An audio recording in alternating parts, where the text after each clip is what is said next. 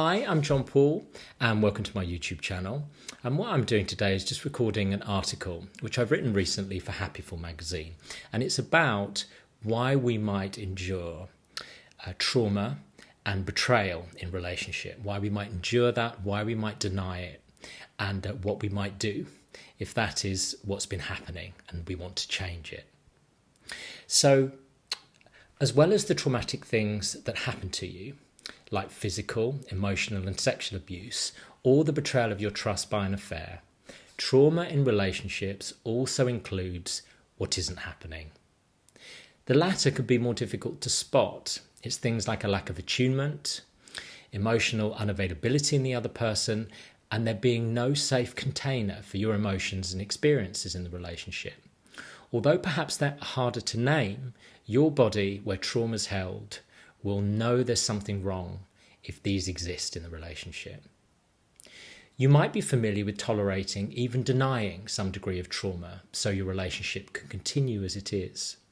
It may have been characterised for a while now by criticism, complaint and resentment, much more than the love that you want, as you blind yourself to what's really going on or just get on with it anyway. An answer as to why you might do this can be found in each of three important parts of you. The first one of these is fear. When you attach to someone, this part can get triggered at the thought of the relationship ending. Because your fear ensures your survival, it can make a potential ending feel like a life or death situation.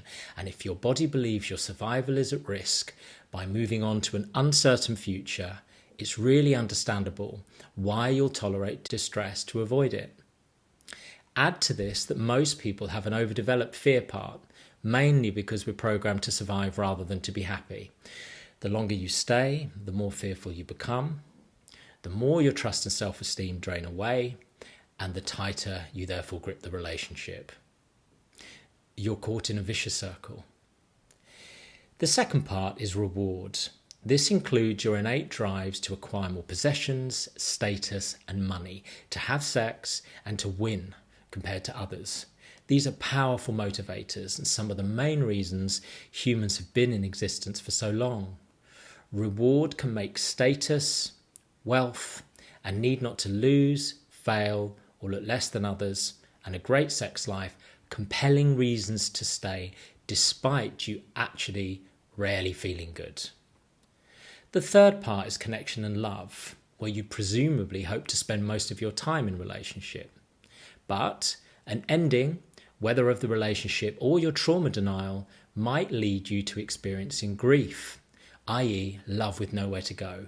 Grief is one of the most painful feelings, and it's understandable that we as human beings try to therefore avoid feeling it.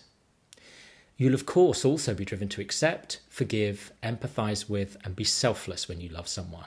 These are all great loving qualities. Taken too far though, they'll overlook and accept problems and put empathy for the other person above empathy for yourself.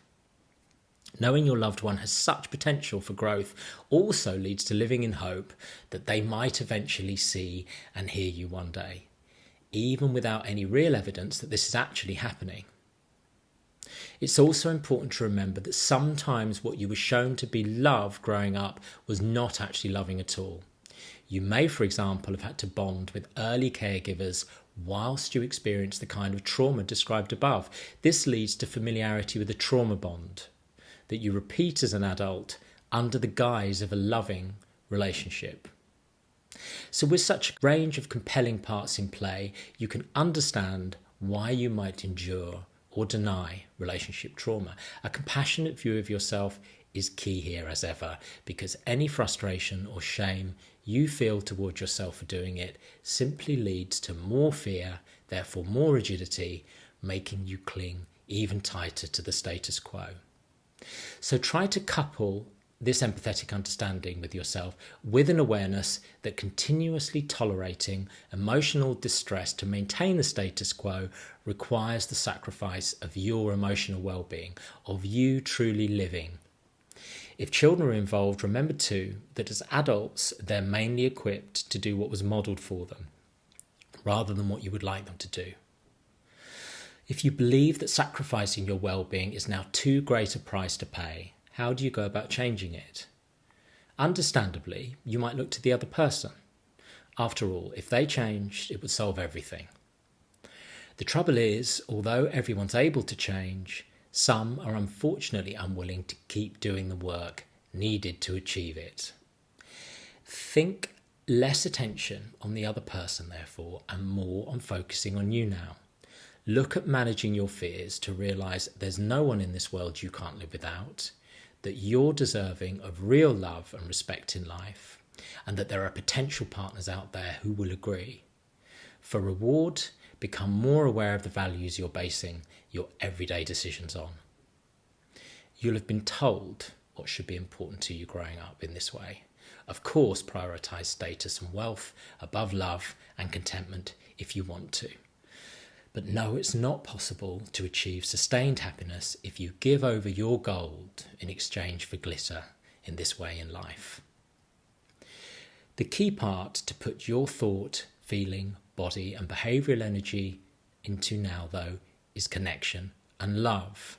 Connection with self, nurturing and supportive others, and with the community and environment around you. For your thoughts, think about the qualities of love and ensure that's how you're treating yourself.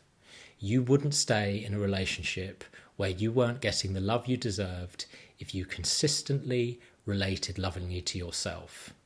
Know who you are and know your worth. Try to be more attuned and emotionally available to yourself. See and hear yourself and be a safe container for your own experiences. For feelings, get to know what love feels like in your body. If you're going to make a change to feel better, you need to be experiencing feelings like love, excitement, joy, and aliveness elsewhere in life. Change will be unlikely if you don't deeply, bodily know and feel what you're missing if the relationship remains as it is. So make sure your imagination, your body and behaviours are all attending to creating, cultivating and connecting in any way that you can, whether in relation to yourself, others, your community or your environment. Connection and self-love are going to be a real struggle for anyone who's been traumatised, so be patient and kind to yourself whilst you keep trying and trusting. The more you connect, the more calm and alive you'll feel, the more you'll be able to hold boundaries and communicate your needs in relationship. It will happen. Maybe it will mean the end of a relationship, maybe it will mean it changes for the better. Either way, you'll be less likely to sit caught in a place that no longer serves you next to someone who may be better left untrusted.